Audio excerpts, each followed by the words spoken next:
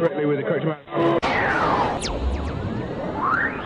D20 Radio, where gamers roll. www.d20radio.com.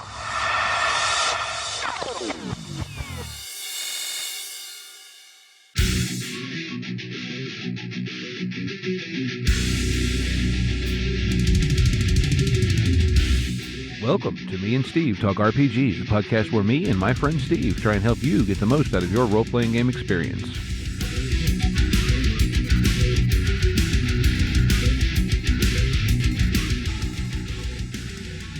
Welcome back to Me and Steve Talk RPGs. I'm here with my friend Steve. Hey, what's up? And we're going to talk some RPGs. But before we get into that, we're going to talk about a podcast for the week, which is Werewolf the Podcast. Yes, or as you sometimes call it, Werewolf the Podcast. The Podcast. I like that. I think they should have called it that. Because it's a podcast all about Werewolf the Apocalypse. So it's interviews, discussion, actually even book reviews with a lot of the, be it the re-releases, just sometimes going back and looking at the books. And really good show if you're into the werewolf game. Josh, the main host, is really, really good. We had him on. Yeah, we had him on a while back to talk about werewolf. Super, super knowledgeable. And quite frankly, I felt rather lost because, you know, like the amount that he's forgotten dwarfs the amount that I know. But again, you know, if you're into that, Yeah. check that out. That's Werewolf the Podcast. I don't remember the show address off the top of my head, but I know you can find it on pretty much every podcatcher. And there'll be a link as usual in the show notes. So that being said, check it out. Good show. Yeah. Go check that out. Well, you came up with our topic for the week. I did. This is a very high energy day for us, by the way. I know. Well, we just come off the new year, and I think we're both sort of still hungover. Well, not Not actually, but yeah, I had a beer with dinner last night, but you know, it's like, yeah, you're just sort of in that weird post-holiday malaise. Oh, I hate that. These holidays always hit so close to each other that it's like, Yeah, get a break. It's weird. It is. But I kind of wanted to talk a little bit about creativity and rule system complexity, because I think there's opinions out there that systems with a lot of rules stifle creativity and systems with very few rules encourage it. And while I think there's merit to both arguments, I don't know that I 100% agree with either one. Yeah, I think there's some argument to be said that, you know, in modern gaming, typically more narrative-based games roll towards rules light or rules lighter, I should say. Meaning that, like, maybe they're not completely rules light, but they're, you know, they feel that way, right? Mm-hmm. Like, I feel Genesis isn't a rules light system, but I feel like it plays lighter than it feels, right? Lighter than it looks. That's a good way to say it. It reads much crunchier than it plays, that's for certain. That's for certain. And you know, I think there's a lot of systems out there like PBTA or Fate. There's a lot of those systems that are rules light that are advertised and pushed really as a narrative system, right? Mm-hmm. So the idea being that with this, the rules aren't going to get in your way. You'll be able to just play the game. You don't have to worry about making rolls and all this stuff. But I don't know. I think the only thing that I'll say, my starting argument is that crunchy games can be narratively heavy. Right. Okay. And my point to that is Cyberpunk 2020. It's a fairly crunchy game that is, if run with the right people, with the right understanding of the system, with the right understanding of the world, is one of the best narrative games that you're going to play. And it's not the crunchiest game in the world, but it is definitely crunchier than, let's say, Genesis or PBTA. Well, I mean, on that route, have you listened to any of the Carrion Company stuff from Liam and those guys over at Mud and Blood? Yeah. Okay, they're playing 4th edition Warhammer. Yeah, that's super crunchy, but it gets into really deep narrative. Mm-hmm.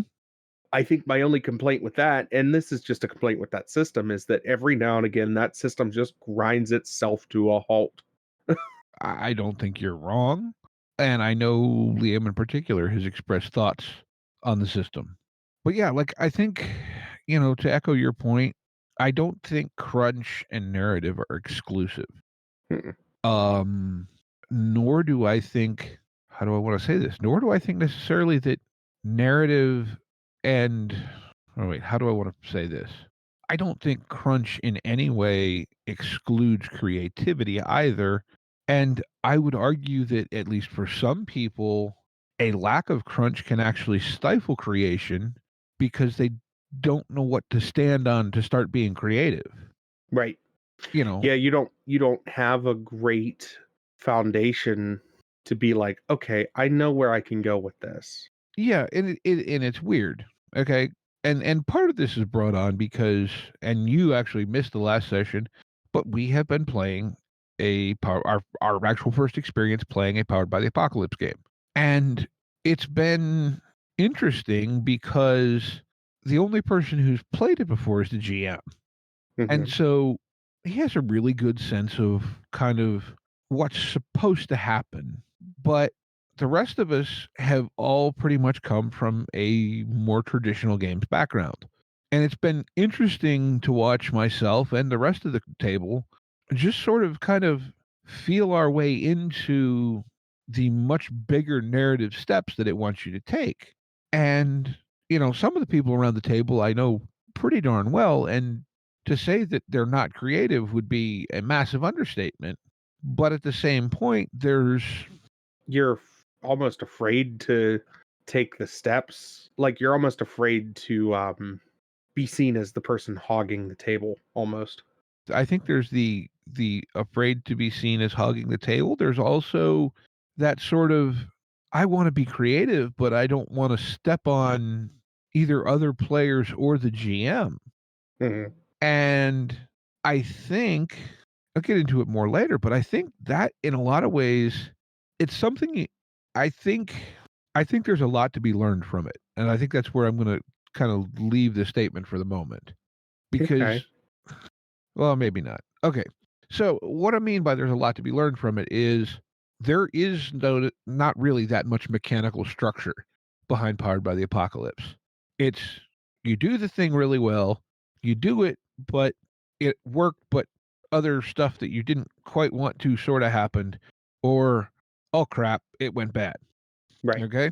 Now, but you have a lot as the player have a lot of say in that, both in What both went in wrong? what went wrong or what went right.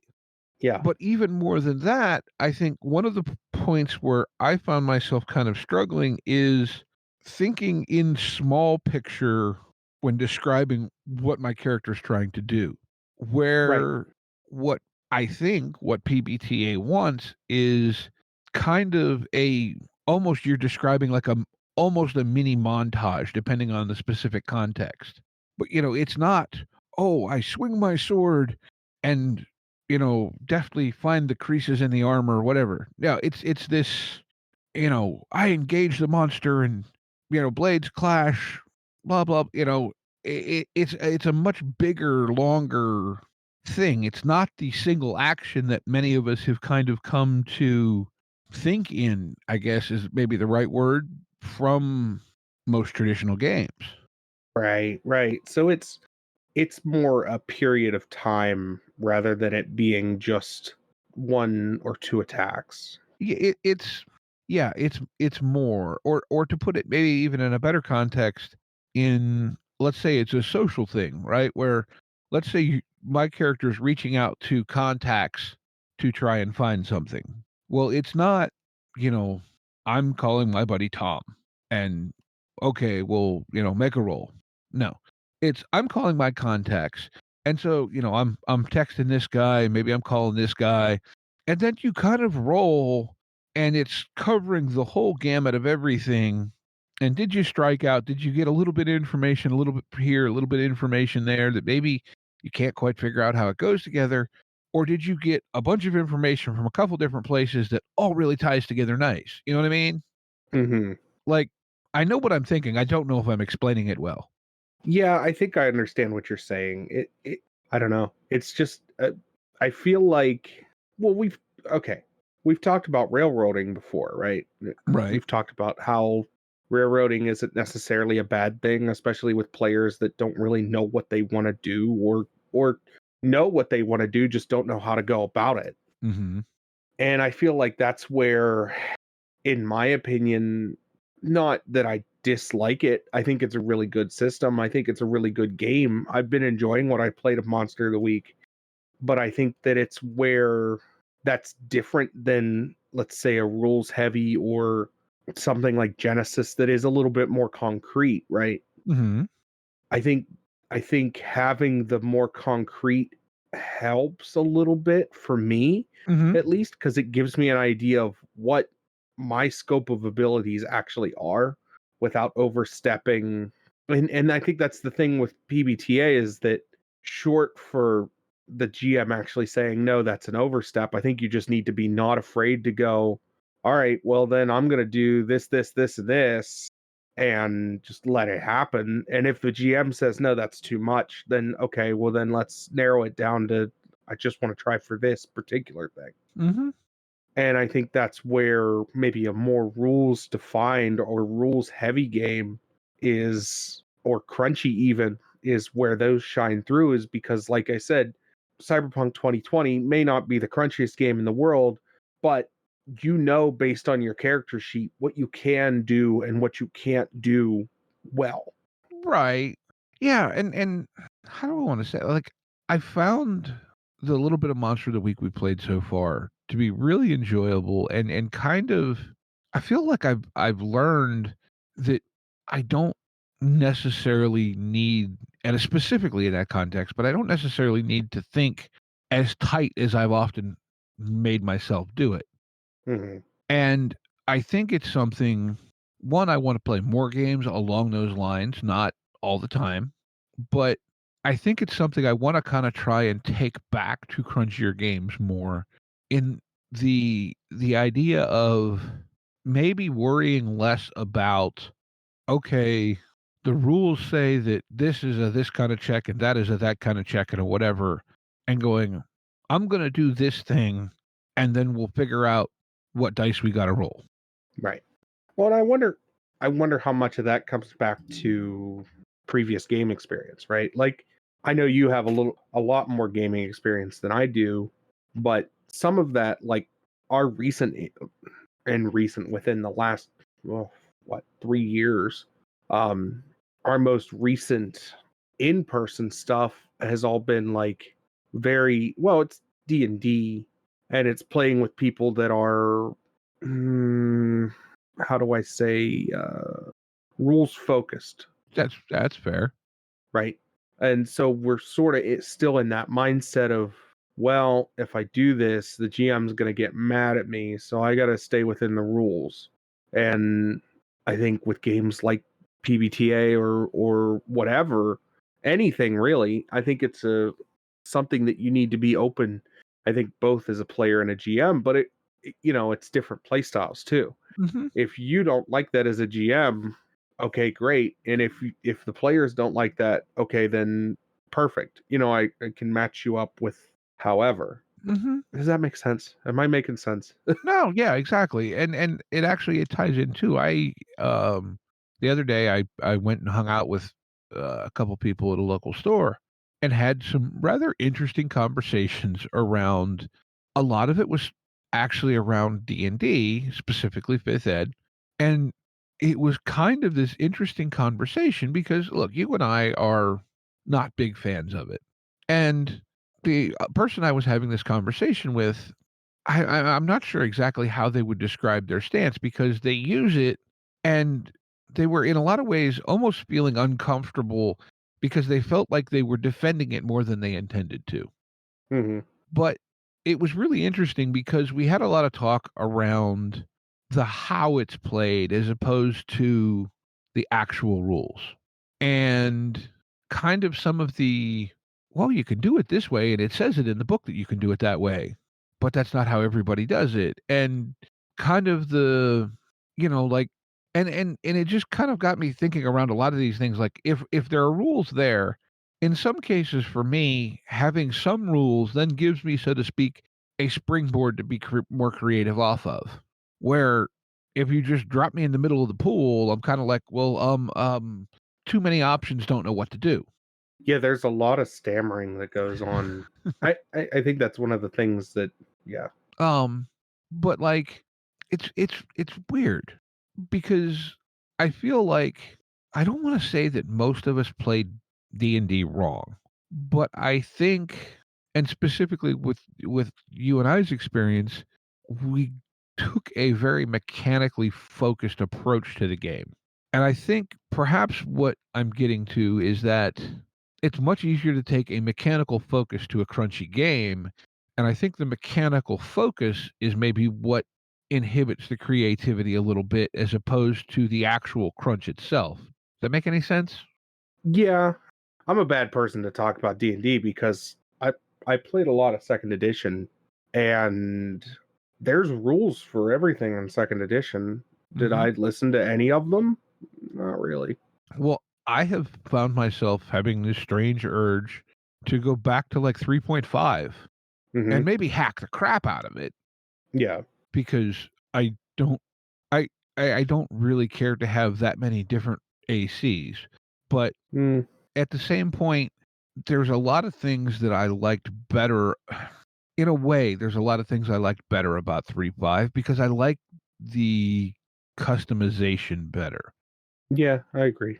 I think there's I know we've ripped on 5e a lot, but I think 5e is well overstayed its welcome. A.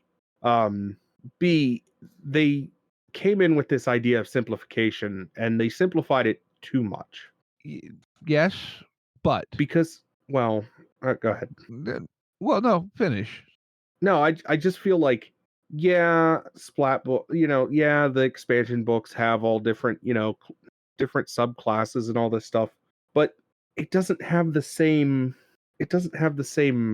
panache. It doesn't have the same feeling as like Pathfinder 3.5, where you could really delve into, I want to play a character that does this really well or does that really well, and I want to make them at this level.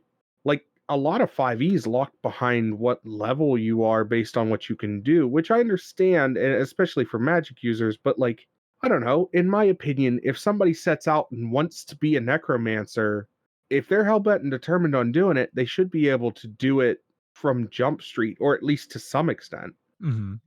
Maybe you can't raise full zombies, but maybe you could bring back a pack of gerbils. I don't know. Zombie gerbils. But you know what I'm trying, like, you know what I'm getting at. Like, I can't raise a full human, but I could bring back a small size creature. Well, so one of my big complaints against 5e has been that largely once you get past third level, there is almost zero customizable choice. Aside from like some spell selection and some stuff like that, which is customization, don't get me wrong. However, part of the conversation that I had this past week revolved around, the one thing that's missing in 5e? What's that? Multi-class penalties. Yeah, so you just start taking your other classes.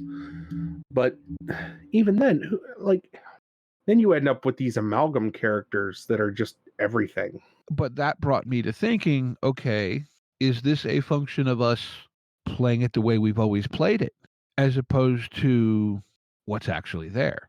I don't know. You know what I mean? Like, I'm not saying that it's better, but is that an avenue of customization that because of our background we overlook or kind of frown on? And yet also I wonder, is that intimidating to someone who doesn't have an extensive background in RPGs and goes, what, I need to learn another class now? Well, that, and adding too much flavor, you lose the plot. Can, for certain.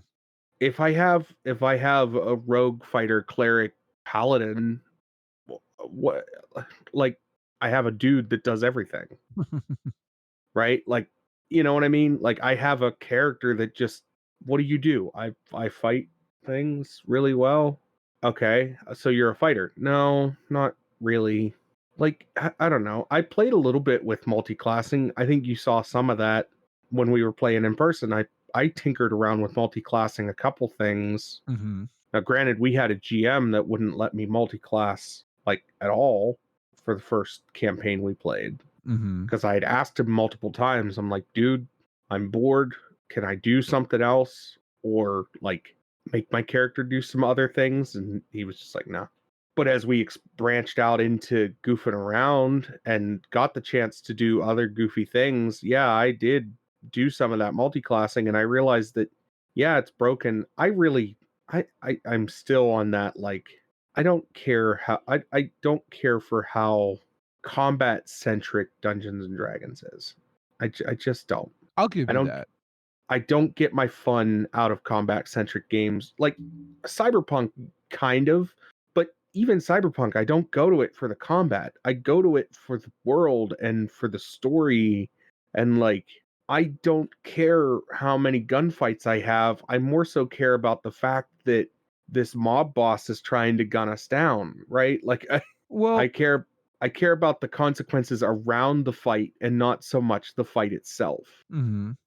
And I feel, and this is, I'm not trying to trash on D&D, but I feel like D&D is one of those games in my mind that it's narrative back, or it's not narrative backed combat. It's all just, and then combat happens, right? Well, I mean, yeah, I think, and if I'm wrong here, someone, feel free to, hit me up on the Discord or email us or, whatever. But I feel like, without opening the books to look, that the vast majority of D&D abilities are statistically marked out in combat terms, if that makes sense.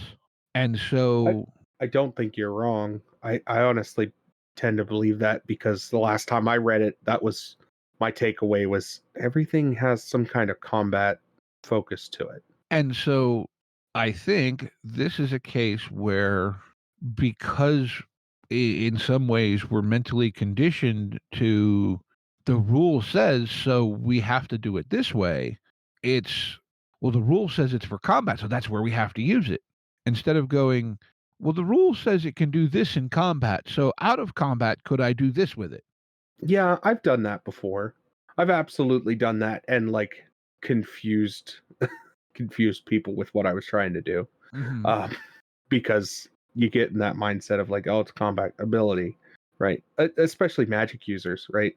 But I don't know. Well, I guess what I'm thinking is, are we doing ourselves a disservice by just looking at the text of the rule and going, that's all it can do? Or is there a lot more fun to be unlocked by going, well, if it can do this, then it stands to reason it could do this other thing within reason? I think that's a possibility. I think that's a highly likely possibility, but at the same time, I'm not fully sold uh on the all of it. You know what I mean? Mm-hmm. I'm not like, I'm not saying that that's not the case, but I feel like and unless there's a major shift in mindset, we're in the minority of looking at things that way. And I could be wrong, and people could pop in and say, no, this is what the D&D, specifically D&D community, is looking towards. But I feel like looking at things and using abilities outside of combat like that, and looking at the ramifications of those, I wonder how much of that is us applying logic from other games to Dungeons and Dragons. Okay. But is that bad? No, I don't say it's bad, but I'm just saying that I don't know that that's common thought processes, Mm-hmm. right? And not saying that that everybody has to think the same way and everybody goes through. No, I'm just saying that I wonder how much of the actual D&D community breaks it down and thinks about it that way versus, well, yeah, I have this cantrip I can cast, but I usually only do it in combat. And I wonder how much of that, like, also, because I've done this before when I was running 5th edition back when it first really came out. I had I was playing in a game when it first came out, and then I had a player do it, and I did it completely different than how it was run on me. I've been in situations where it's like I want to deal a little bit of damage to somebody, but I don't want to go into full rounds of combat. So I'll cast something that maybe only like I'll cast like first level magic missile, which deals like 1d4 of damage, which is enough to hurt, maybe make somebody bleed, but not enough to kill somebody really. Mm-hmm. And I've had GMs just be like, well, roll for initiative. Like, that's not the point of this. This is not to start a fist fight. It's to be annoying. It's to be a pest. You know what I mean? Like, Yeah, no, I get exactly what you're saying. yeah, I wonder how much of that has changed though. Because I'll be the first to admit, I'm like you. I've been thinking about playing some Dungeons and Dragons again because I've been away from that side of the hobby for so long now that I'm starting to feel like maybe I need to go back in and check in and see what that side of the hobby's doing. Because I don't know. I like to make myself a well-rounded tabletop player, right? Mm-hmm. And in order to do that, I can't just isolate one game and be like, I don't want anything to do with that. Well, sometimes, how do I put this? I don't want to isolate such a popular game and be like, nah, I don't want anything to do with it. I don't care. Like, just ignore it. It'll go away. Because it's not going away. It's a massive part of our hobby. And it's a big way to get, I want to make everybody feel welcome at the table. And if that means that I have to go back to playing D&D, I'm going to have to go back to playing D&D because I have been away from it for long enough now that I feel like I could step back in, get a feel for what's happening at a modern table and see if maybe I had a bad experience with 5th edition. Maybe both GMs all of the GMs that ran it for me didn't run it the way I could enjoy it. Or maybe that's all changed. Maybe, because it's been almost 4 years since we played D&D? What year did we stop? We stopped in like 2019. Didn't we play it a little bit after COVID?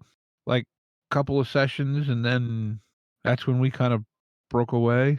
So like late 2020, maybe mid to late 2020. It's been at least 2 years. At least, maybe longer. I really don't know. It's been so long at this point that I have no idea. So I think what you were saying about well-rounded, I think that is kind of a key point. I think playing some of these other games, it's not even so much about playing the other game as it is that because of other games having a different focus, you can learn things that you can then take back to your favorite game, whatever that may be. Mm-hmm. If you go away from your bread and butter, you can bring things back to make your experience better in your system of choice. And I think to go back a step further in the conversation, we were talking about, how the approaches between, say, a Powered by the Apocalypse versus a D&D or a crunchier game versus a rules light narrative heavy game. And I think I think a lot of us in a more structured, crunchier game, we look for permission, where when we go to a rules light game, we just go until we think we need forgiveness. Mm-hmm. And, it goes back to the old adage of, well, it's a whole lot easier to get forgiveness than permission. Yeah. And not saying right, wrong, but I think there's a balance there to be found. Yeah, I agree. I don't know. I definitely a deep conversation. It is, right? And it's like, hey folks, Future Steve here. Just wanted to insert a little bit of commentary here, as the discussion Steve and I have here about our feelings regarding Dungeons and Dragons and Wizards of the Coast. This was all recorded before any of the controversy around the new open gaming license that they're proposing for use with 1D&D came out, and any of the subsequent discussion around that happened. I think it's fair to say both of us have opinions around that, but it was not something we knew about at the time we recorded this, so there's no mention of that here. And we will be doing some shows, at least partially, about that in the future. All right, thanks.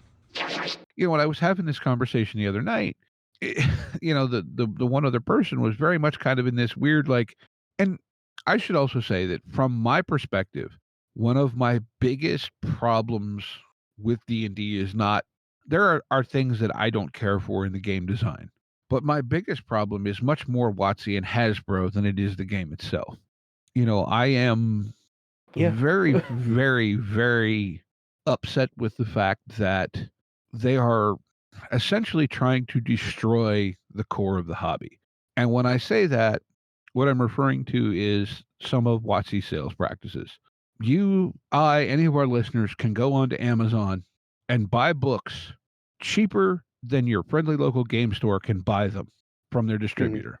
And I'm sorry, that's just gross. Yes, that's shitty on the part of the publisher. Okay? That is, you know, and it's anti-small business. It's it's, some people will say it's pro-consumer. It's not. It's anti-small business, and it is just being gross for the sake of being gross because you claim to be the market leader. Mm-hmm.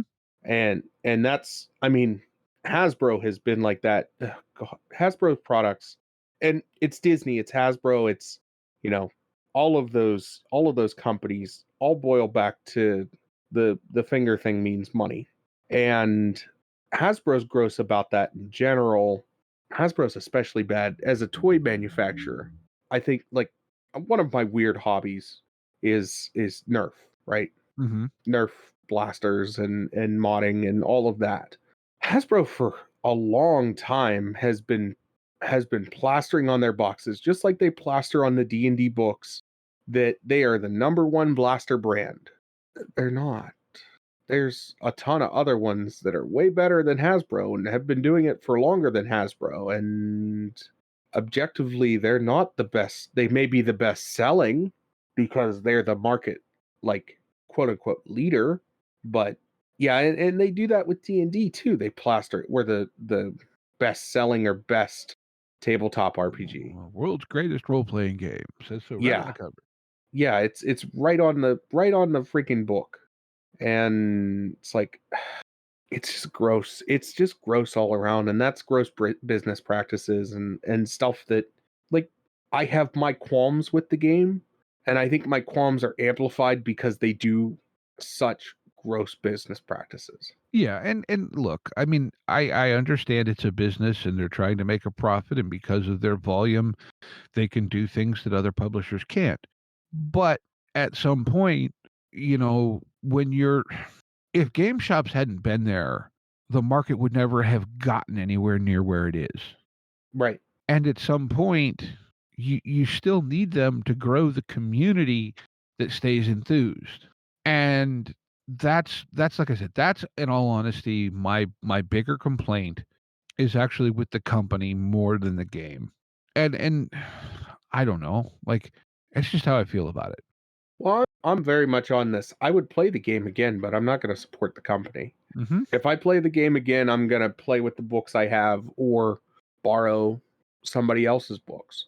Mm-hmm. I'm not spending any more money on Hasbro products. Not. I'll support third party. I'll support people like Russ Morrissey, but Cobalt Press, Green Ronin. Green Ronin, any of them.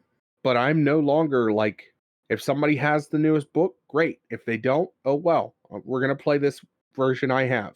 If you want to play in that setting, hey, you want to spend your money on it, go for it.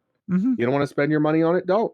I think everybody, as you know, in a free market, you have the right to buy what you want and not buy what you want.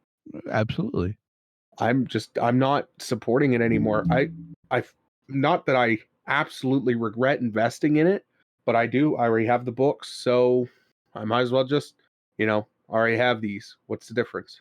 Yeah, I feel a lot the same way. I have what I have, and I don't feel the need to buy anything more. And the other thing, I'm very concerned that as they push the digital integration, it's it's going to become more, and this I think was where I felt fourth edition pushed very hard.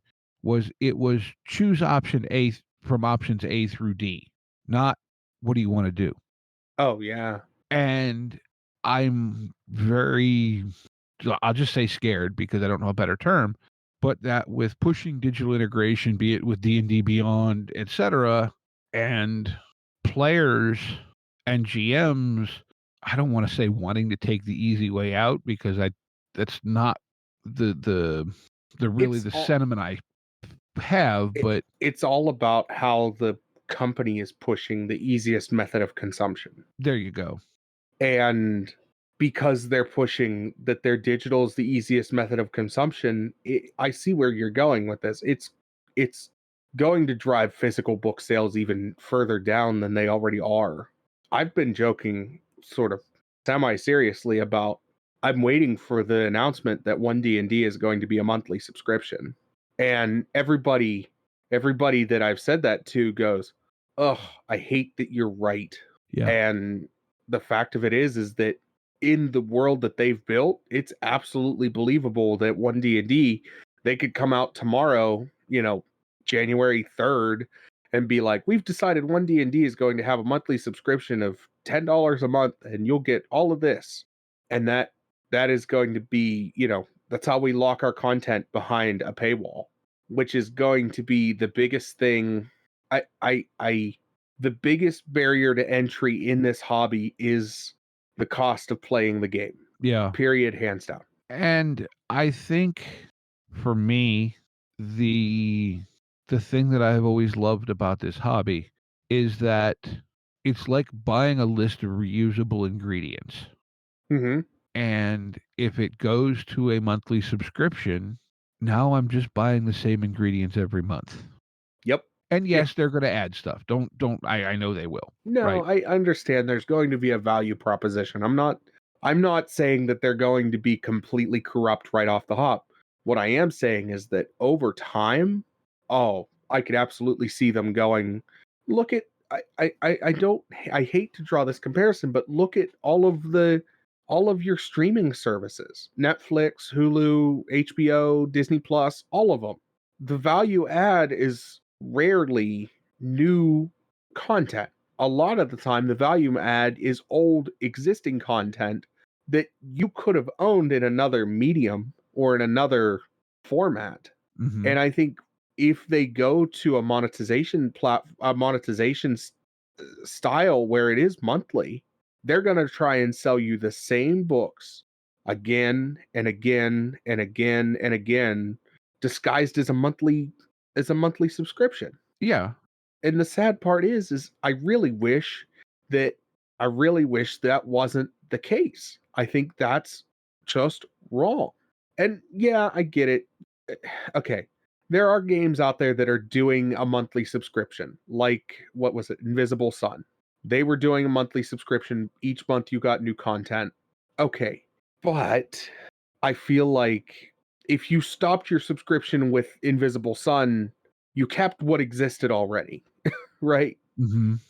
I feel like Hasbro is going to do this in a way where if you stop your subscription with D&D, you lose what you already had because you never bought it in the first place. It was never actually yours. You were just borrowing it from them. You're renting it as opposed to purchasing Owning it. Yep. Yeah, I think that's where I'm scared. Yeah, I know that's such a doom and gloom take. And I understand there's a lot of people out there that are like, don't want to think about it that way. I watch what they're doing and I see it and in my brain, I go, well, that's the next logical step. And that's gross. Yeah, I don't know. Didn't intend to go on a hate rant there, but No, I thought it, again, I don't hate the game. I hate the company that owns the game. Exactly. Yeah, and there are a lot of factors about the game that I prefer games doing that type of thing in a different manner. That being said, I think it is absolutely a game that you and I and anyone else can have a lot of fun playing. I have had a lot of fun playing that game. I have lots of stories of playing that game and having a lot of fun with it. It's just the company behind it is gross, and every once in a while we have to reiterate why we don't care for D&D, and it always boils back to sort of this conversation. Yep. Well, it's Like, new year, and, new session of time to reiterate the same, not the same, but and I don't mean to rag on it. Like I said, you like what you like. Hey, if you like Dungeons and Dragons, I hope that we can provide you some useful content, because our whole goal here is to try and provide people with valuable advice that can work across multiple games. Mhm. That's it. That's all at the end of the day, that's all we're trying to do. We're just trying to make everybody better players and better GM. Mhm. And we're not saying we're perfect ourselves, but we're Heavens just no. trying to help you get better. Yep. Yeah, and that's I think we had a short conversation after our last Monster of the Week session, and I think I said as much, is that realization of kind of just painting a big stroke of what you wanna do with an action, as opposed to worrying about minor, not minor, but little details, and thinking in that manner is something that you can take back to another game and enhance the experience with. Oh yeah, because well, and think about it in terms of, again, going back to D&D.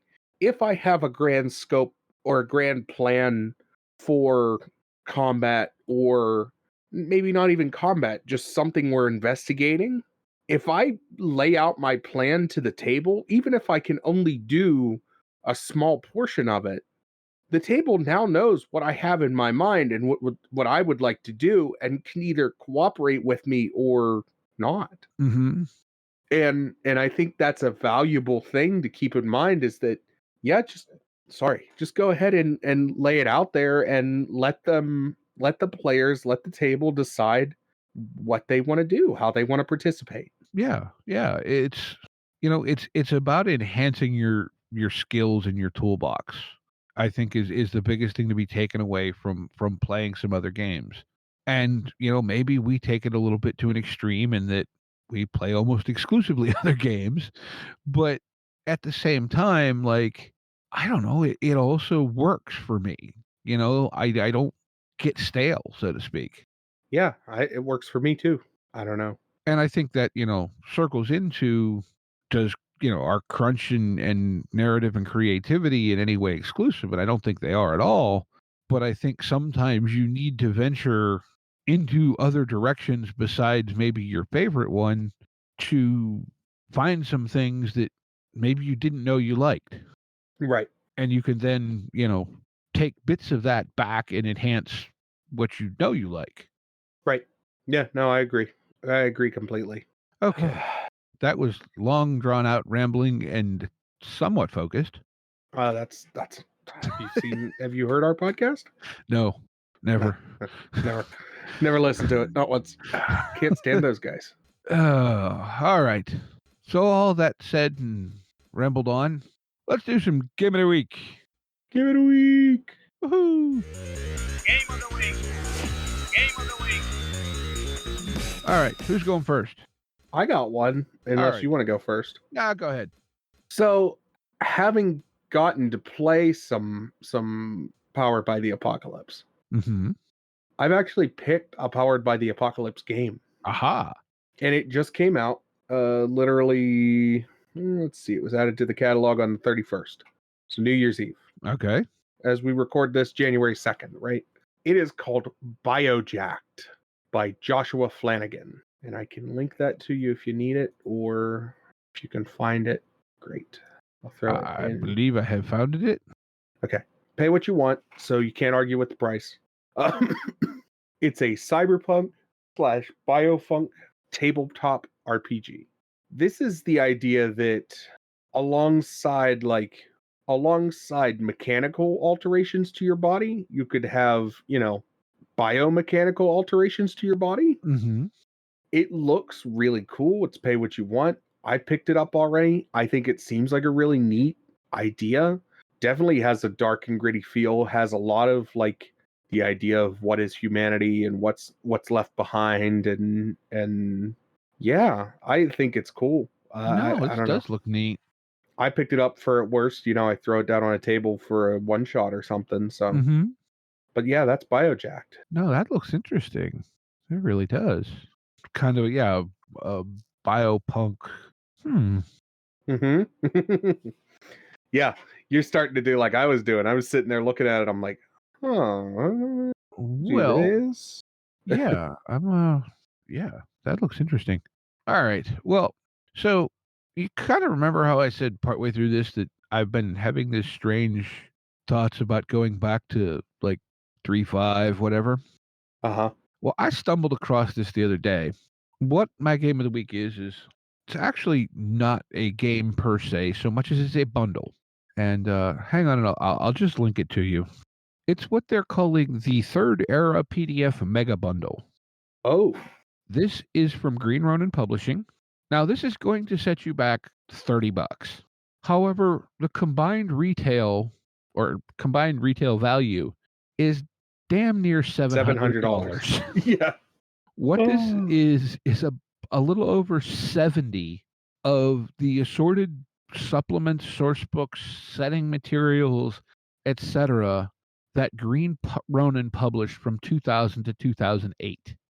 Source books, a whole bunch of stuff for their Freeport setting, just, lots and lots and lots and lots of things.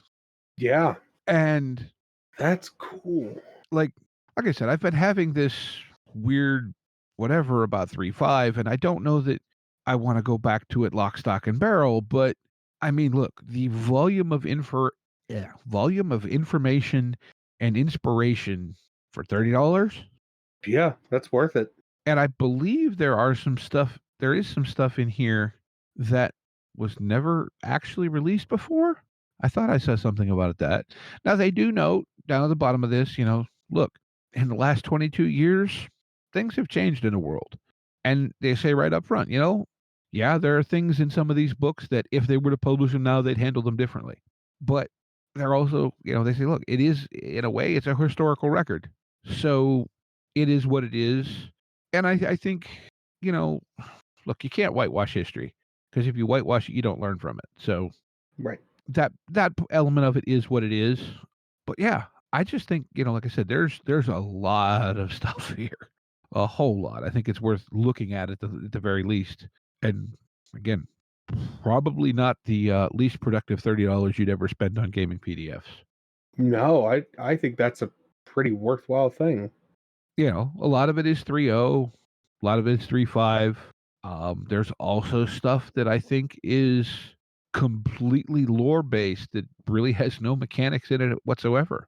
Yeah, So yeah, that's cool. That's called the Third Era PDF Mega Bundle from Green Ronin.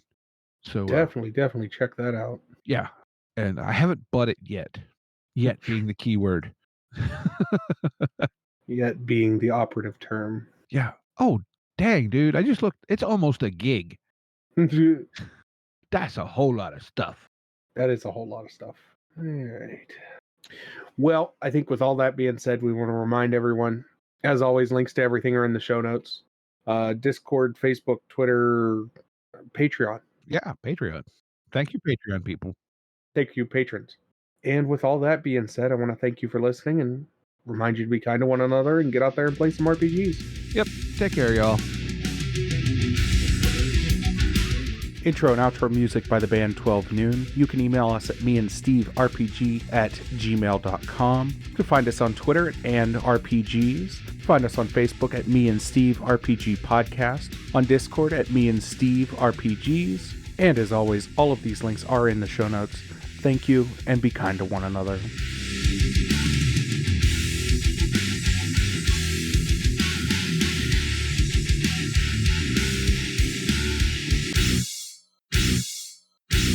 How much for the a cigar? Cigar, $20, dog. You gotta go down the street to the store and buy that.